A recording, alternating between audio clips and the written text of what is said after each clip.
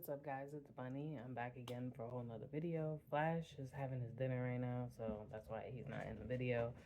I know I said, I think in my last video I did, where I did like a poem, because I think the last two videos were poems. I said he was going to be in the video. Um, yeah, I'm going to try to do it like the next time, but it's kind of hard because like finding a space where I could like actually talk about certain things that I want to talk about without having too much background noise. I mean, Flash right now is not being any help. So, this video is going to be about like my journey with depression. It's been like up and down for like a long time. Um, I think, I think, probably about like within my, I'm gonna say like mid to late 20s is when it started to get back to being like really bad. Um, and I should have, at that time when I was like dealing with the things that I was dealing with, I should have put, more effort into trying to seek help, because when I originally had seeked help when I was like really young, like as a teenager, like when I was like 17, my mother tried to tell me like, "Oh, you don't need to do this," and she made a decision for me, um, without even asking me if that's what I wanted to do, if I was taking it seriously, like what do I need to do, like is this helping you? Like she never asked any of those questions. She just made a decision. I was at an age where she felt like I had no say so, which at this point in my life, I feel like I still don't have a say so because, granted, I mean, I know a lot of people have told me that I need to be more open and honest with her, but I'm gonna be real honest. Yeah, sorry about that. Ooh, sorry, I messed up my whole camera angle. Yeah, so she kind of like made a decision for me. I mean, honestly, like at this point in my life, I feel like I haven't made decisions for myself. Like I feel like other people, like behind my back, have made decisions for me without my permission, because either they think I'm so mentally like unstable that I can't make decisions, or they're treating me like I'm stupid, or that they know better. And I think that plays a part into why, you know, I might have reacted to certain things a certain way, because a lot of times, most of the decisions that were made that involved me were not directly discussed with me, and it was just like told to me. And granted, in the same token, most people probably would be like, well, why didn't you just put your foot down and just say this, that, and the third, or set boundaries? And it's like, I've tried all those things, especially with her. I've tried all those things. But I also feel like if someone really wants to hear you out on what you have to say, yes, it does go both ways. You have to hear out what the other person is saying, depending on what they're talking about and what they're saying. Like if it's like coherent and if it makes sense what they're talking about. But also in the same token, if you tell someone about, especially someone you've been around like your almost your whole life, you tell them, hey, I know this person is like this, and they're like, oh, but try it anyway. It's like, yeah, I get it. It's like you can get what someone is saying, because like I've been told this my whole life. Oh, you should have a better relationship with her, but she plays a factor into why I feel the way I feel. I can't blame her fully for why I've gotten to the point that I've gotten to, but she plays a big factor because she was the catalyst to how I got to the point that I got to. Prime example, when I was a child, my god brother punched me in the eye because I didn't do something he wanted me to do, because I was playing with something that belonged to him that he said I could play with, and he wanted me to give it back to him. But I said, I'm still playing with it. And he didn't care that I said I'm still playing with it. And he got mad that I didn't want to give it to him. He punched me in the eye. I had a black eye. Me being who I was at the time and the age that I was a lot more docile than I've been in the last, probably, I'm going to say like last year or even longer. I haven't been as docile as I normally would be. And I cried, ran in my room, and stayed in my room. And then what happened was the next day I had to go to school. My mother was getting my hair ready to go to school. And she's combing my hair, getting me ready.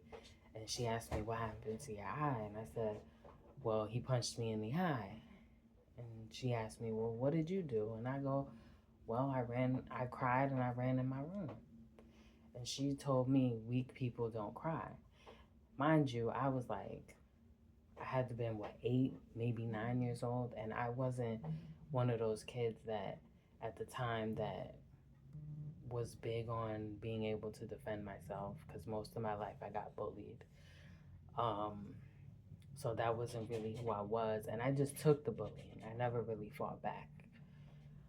And I was kind of one of those like very like submissive people. Like if someone did something to me, even if I had like probable cause to like defend myself and like put my foot down, I let people do like the worst to me for like the longest time. And then when I was like in 5th grade, I had a teacher push me to the total brink of like no return. And this was like the first time I've ever had like a genuine like meltdown. And what happened was we had to do this like project. And I think it was like we had to do a project about someone who was like not like famous, but like kind of, I guess you could say famous, but like someone who was like an important person that people might have looked up to. And that could have been anybody. So at the time, you know, before Tiger Woods went off the deep end and had all that crazy stuff come out about him, at the time, Tiger Woods was still pretty popular, very good at his career. He didn't have all the drama he had with his wife and all that. So I did it on him because I had a book about him in my library of books. So I was like, oh, I already know about Tiger Woods. And I liked him as a professional golfer. So you had to make like a little booklet and put pictures in it and write whatever about whoever you picked. So that's what I did. I used the resources that I had, like whatever glue stick, all that. And what happened was, I guess the glue that we had in my house at the time wasn't the greatest. It was like, I don't want to say like I guess you could say like a cheaper version of glue, of like a glue stick, I guess. So the teacher, instead of just being like, hey, you know, future reference, next time use better glue because it's kind of falling apart, I guess she like looked at the book and she saw like the pictures that I put in weren't really like sticking, and she was like ripping my project apart right in front of my eyes. Like right in front of my, mind you, I'm a kid, like I'm in 5th grade. So I was like, well, and then she's like, oh, and she thought I was like trying to blame my mother, but I wasn't like trying to blame my mother. I said I used what was given to me in the house because I was in 5th grade. It's not like I had a job where I could just go to the store, knowing I get a paycheck and making sure I buy what I need. I had to use what was given to me. So she was like, "Oh, it sounds like you blaming your mother. This isn't her fault. And I wasn't blaming her for the project not being put together. I was just trying to say I used what was given to me. So I felt some type of way because she was like destroying the project right in front of my eyes. And here I am, trying to be calm. And I just felt like there was like so many other things that she could have did at the time. So I was like building up my anger. And this was like the first time I ever like experienced the emotion of anger. And I walked to my desk and I got so mad. And it was like boiling up. And my face probably was turning red. Who even knows? And I was crying. And the glasses I had at the time, I broke them and bent them.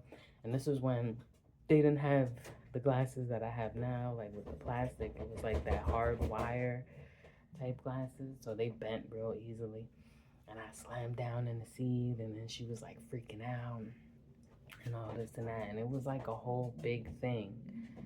And I just let her know like how I felt. And maybe that was the first time I actually expressed how I felt about somebody doing something to me, and maybe I didn't express it in the right way, and it came across as like disrespectful. But that was the first time I actually put my foot down and I was like, listen, like this, and then she was trying to ask me why I was upset, and then I'm looking at her like, well, you know why I'm upset. So she's trying to get me to talk. I really didn't want to talk. So so she starts asking other students like how they felt about her or whatever and all this and that. And pretty much, um, so eventually, because she was trying to get me like in trouble. So eventually, I finally talk a little bit, say this is why, because she was trying to threaten me with my mother, then she was trying to threaten me getting kicked out of karate and all types of stuff, because I just didn't want to talk. I was done talking, at this point. Like I said the little bit that I said, I don't want to talk about it. Like the damage is done. Like that's kind of where I was at with it. So she was trying to threaten me and all this and that, and then she was like trying to get me like intimidated, saying, "Oh, I'm gonna call your mother and I'm gonna tell her what you did, so that way you get in trouble and this, that, and the third." So, when I finally like kind of opened up, she told my mother not to go crazy, um, and do anything. So my mother came and she was like, "Why?" So everybody took the teacher's side, right? Because I was used to that. Nobody listened to anything about me. Anything I had to say, it didn't matter. That's why I don't fight for anything, because there's no point, because no one, my whole entire life, has ever listened to anything I've ever said, even when I've tried to have like a coherent conversation before I've gotten mad and before I got bent out of shape. So I just didn't even bother. So I have my sensei telling me if I have a temper tantrum like that again, I'm gonna get kicked out of school, out of the karate school, and all this and that. So then time passes from this, right? And the truth comes out about the teacher, like what she did that caused me to have that meltdown. So my mother's like, "Why didn't you say anything?" I said, "Nobody was gonna believe me. Nobody ever, half the time, nobody ever believes a child. Most of the time, especially when you're talking about somebody that's old school, most of the time they go with the older person and they say, well, the child was in the wrong. At least that's what I was told growing up. So I wasn't trying to fight no battles. I wasn't doing all that. But then my experience with the teacher was so horrible. Like, she, every little thing I did in the class, she was like, "Oh, you better not act up, or I'm gonna call your sensei and you get kicked out of class," every single time. But it was like almost like someone knew that I didn't intentionally wanted to act that way, because I really didn't. Because I guess there was things about the teacher that came out with other students and stuff like that, that the school essentially decided to get rid of her as a teacher. Like, she had too many issues, and the school started questioning, like, we know kids act up, but not all the kids here are bad.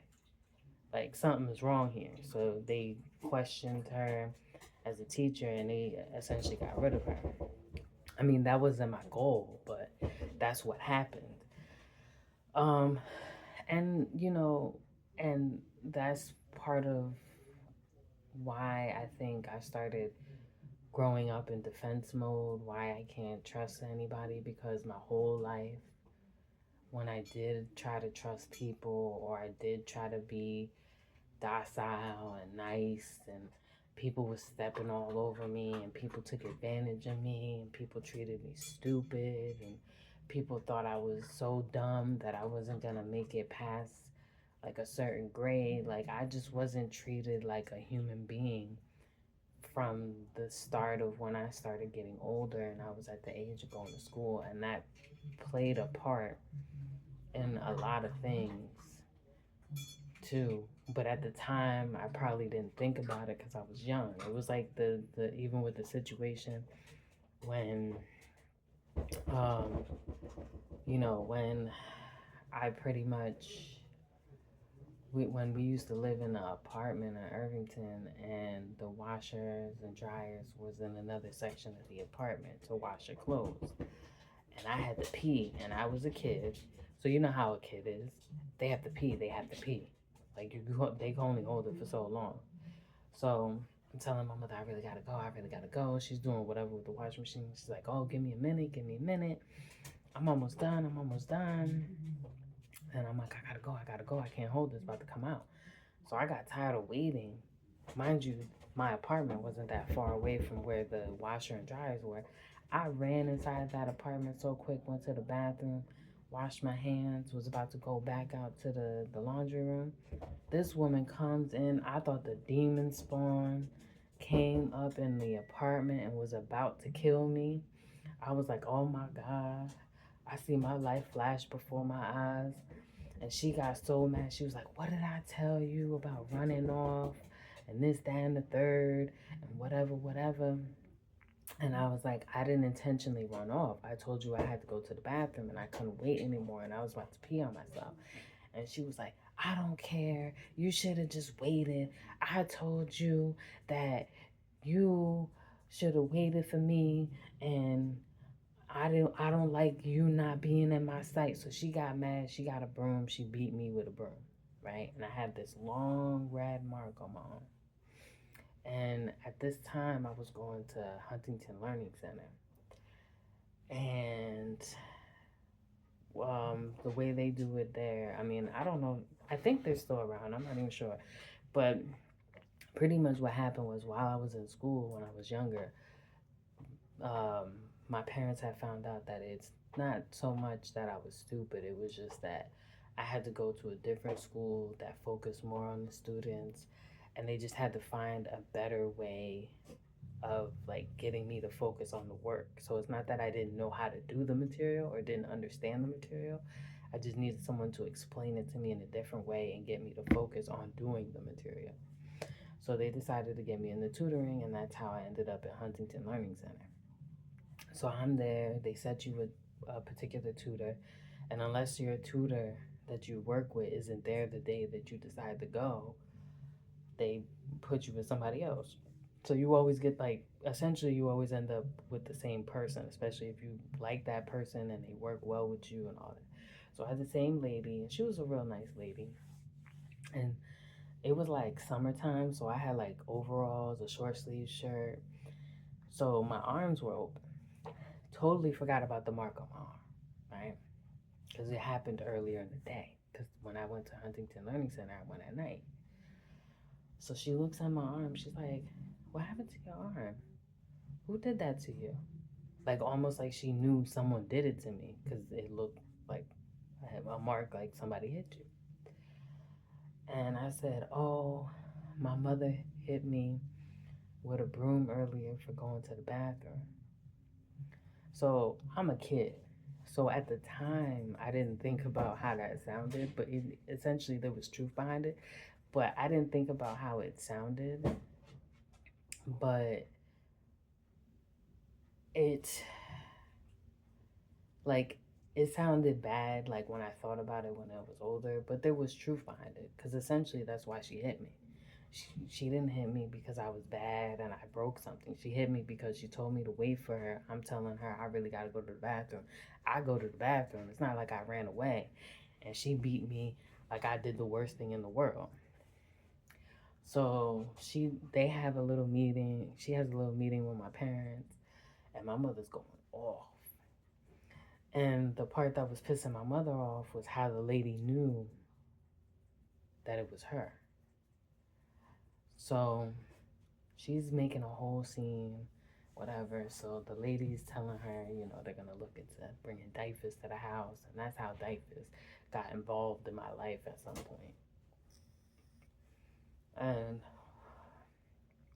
pretty much, like, I talked to DYFS, and I never really told my mother that it was me that told the lady because I didn't want to get beat up again, because it wasn't like it was intentional. I just answered a genuine question that was asked of me, and I didn't think it was going to turn into all of that. And at the time, and then my mother was like intimidating me, like, oh, if you tell him you want to go to another home, you might be in a worse home than where you are right now. And at the time, I was I'm not going to lie, the experience when I started getting older with her, but I was still like a young kid, I'm not going to lie, it probably was fun when I was a baby with her, but I'm not gonna lie, I started to contemplate if I wanted to stay in the house with her because I already was starting to experience this isn't what being with a parent's supposed to be like. I kind of got that vibe. So it started out like really, really young. But when you're a kid like that and you go through something like that, you don't even think about how it's going to affect you when you get older, like how you're going to hold on to it and it's going to affect you. I'm not saying I walk around holding a grudge against my mother because of that, but there are things that have went on, while she was around, especially when I was younger, because when you're a kid, your parents are the one that come to your defense. So at the time, sometimes, especially on like the parent side, they don't think about how these things affect the child sometimes, and they just do these things and they put the child in bad situations. And as a child, you don't think about how it's going to affect you, but it traumatizes you in a way that there's things that you'll go through or experience or see that it'll make you look at the world in a different way that a child is not supposed to look at the world, because a child is supposed to feel safe and secure. But with that being said, that was like the start of probably how I ended up at the point of, you know, falling into getting depression. Like that was the start of it. There's more to it than just that. That was probably the start of it, like all the bullying I went to. I was even getting bullied by adults, and it was just so many more things that happened to me when I was young. But I don't want to make this video too long, because I do have to take Flash for a walk. But if you want me to continue and tell you more about my story, about things that I experienced that might have led to the cause of me having depression, how I ended up having anxiety, how I even ended up having PTSD. Like, I will go into all of those things video by video, do a breakdown, tell particular stories that, you know, that play probably a huge factor into it. And don't get me wrong, I'm not using them as any excuse to justify any behaviors that I might have done as I've gotten older from going through some of the things that I've gone through. But I do feel like it had corrupted my mindset on how I view things, how I act towards other people, how I potentially treat other people when it comes to certain things.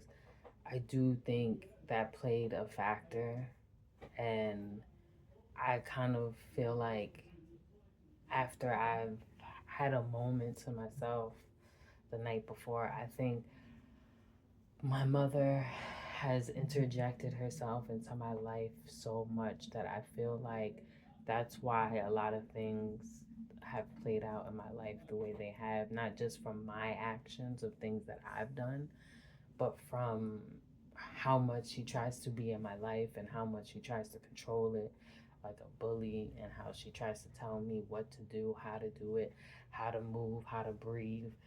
And it's like she knows, like, if she's around people that don't think the way she thinks, or they don't have like the bully mindset like her, she kind of knows how to manipulate people to think or move the way she thinks she wants them to move, because she's kind of like a stronghold type of person. She's like one of those people, she comes into the room and it's like her way or there's no way.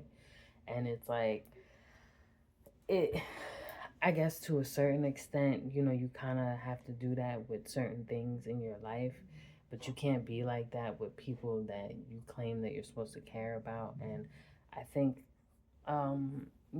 being around somebody like that genuinely changes your outlook on how you are. Because I honestly, I've always been a very calm, relaxed person. It usually would take a lot for me to get to a point of like having a mental breakdown or freaking out and all that. Like, things have to like have been building up over time, and it doesn't necessarily mean it has to be that one particular situation that I'm dealing with at the current time. It could be multitude of things, and then that one extra thing that happened in that moment is like the icing on the cake. So, but like I said, I know I can't use whatever depression or whatever I've been going through or whatever I experienced in my life as an excuse, because it's not an excuse. Like, I can't have temper tantrums. I can't get mad when, the conversation isn't going the way I want. Even even if I feel like the person isn't listening to me, I have to find other methods or other ways to try to talk to the person and try to find a way to get my point across without making it go from a regular conversation, even if it's a disagreement, a regular conversation, to uh, I lost my train of thought. I have to be able to keep it as like a regular conversation, even if it's a disagreement, without having it turn into an argument. Even if things are like, not so much even if things are said that I don't want to hear or anything like that. Even if the conversation doesn't seem like it's going in my favor, if I feel like I'm not being listened to, there's a reason why I'm not being listened to. Either one or two things is happening. Either I'm not expressing my point across strongly enough, or the people that I'm talking to don't care what I have to say, and that's fine. I'm perfectly okay with someone not caring what I have to say. Um, because I've learned to accept that. I've lived in a world where that has been my whole life. That's why when I deal with people that make it seem like they care what I have to say, but they really don't, because you can tell when someone really cares about what you have to say and when you don't have to say, and when they're just like entertaining the conversation. And that's for anybody. That's not just for me, that's for anybody. You can kind of tell by their actions, what they say, their responses to what you're saying, even if you're not arguing with them. You can kind of tell.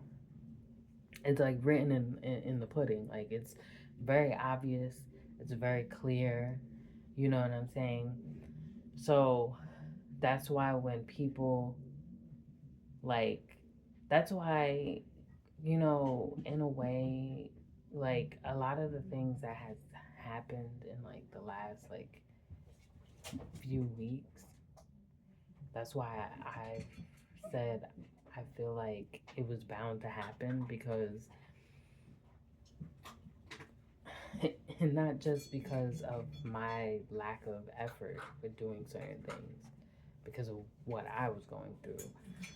I just feel like on both ends of things, it was just kind of like two people going through the motions.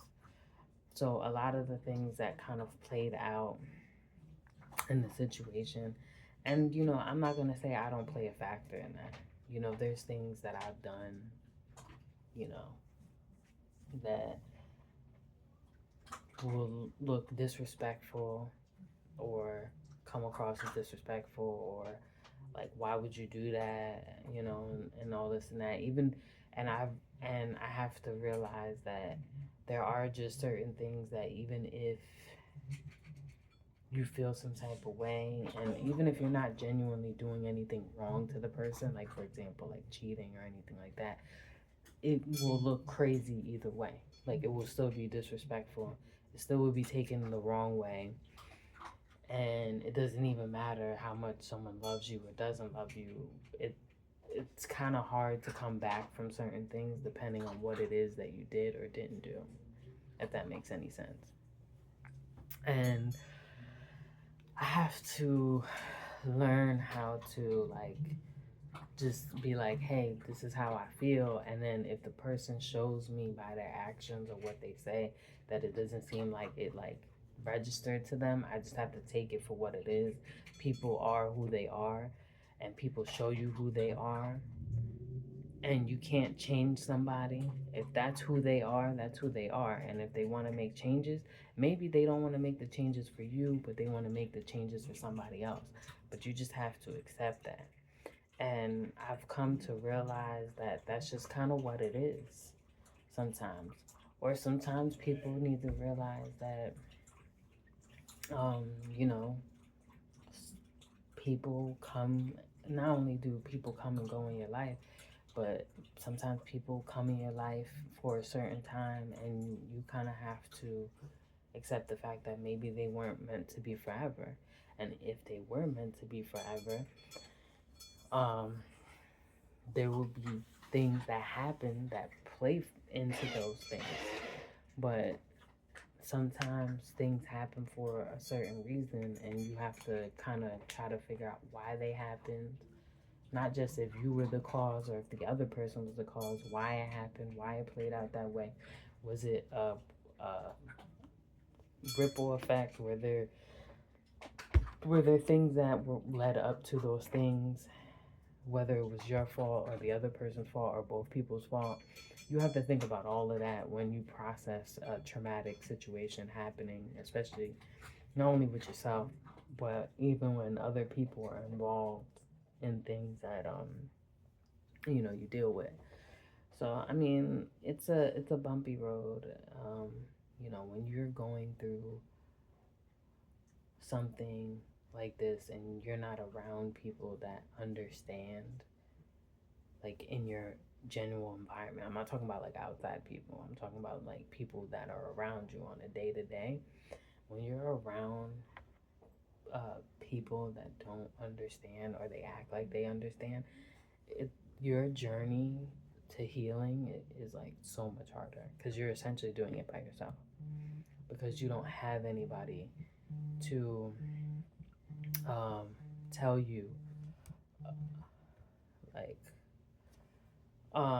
to tell you that you know hey, it's okay, take your time with it.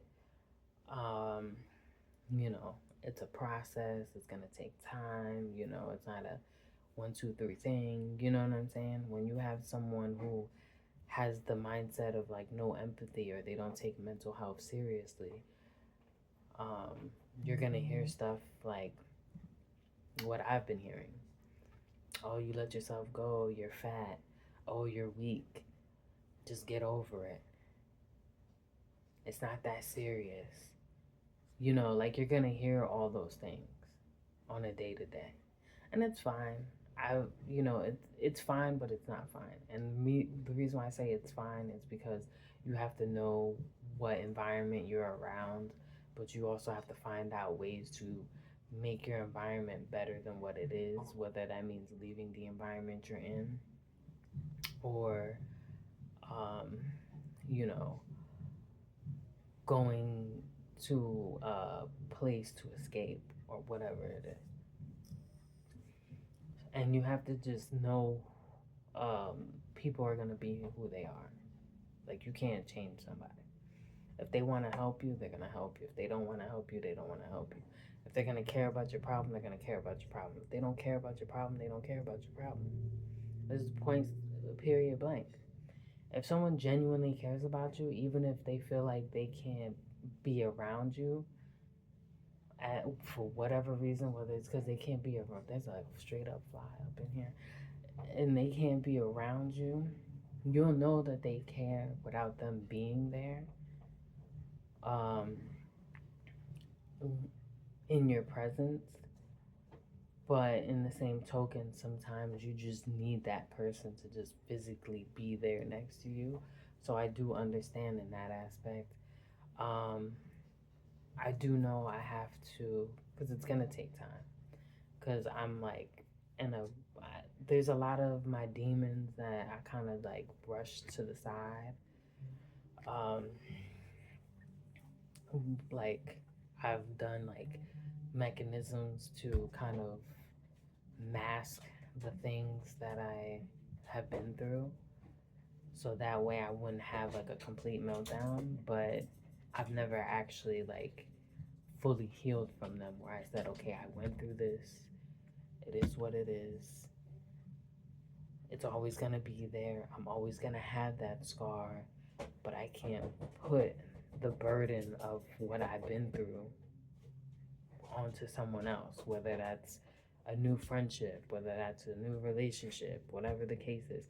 I have to say to myself, people that choose to be in your life, you have to like understand how they work, but at the same time, the person that is also around you has to take the time to understand you as well. With that being said, it has to be like a mutual, like you actually enjoy being around each other, because at the end of the day, like I said, it could be a friendship, it could be more than a friendship. If both parties don't genuinely like being around each other, it doesn't even matter what the person is going through. You're not going to care what they're going through. It doesn't even matter if it's more serious than what you got going on or if it's less serious. You're not going to care. You're going to be like, okay, cool. Good luck. You know, in your head, like whether you physically say it to their face or not. And you know, like I said, that's also fine. But but I'm gonna leave this video where it's at. Comment down below, reach out to my social media, reach out to Flash's social media, let me know if you want a part 2. I'll probably do a part 2 tomorrow, because there's so much more to what I've been through that a lot of people don't know. And I think I need to talk about my journey, not just to like for myself, like to get it off my chest, because I am at the point in my life, like if you want to judge me for what I've been through, that's you. I'm at the point where I kind of want to just like tell my story more so, not to get people to feel sorry for me, more on the aspect of like, if this video can help someone feel better about their day, that's exactly what I want to do. But I'm Bunny. Flash has to go for a walk. Don't forget to comment down below, reach out to my social media, reach out to Flash's social media, and I'll see you next time. Bye.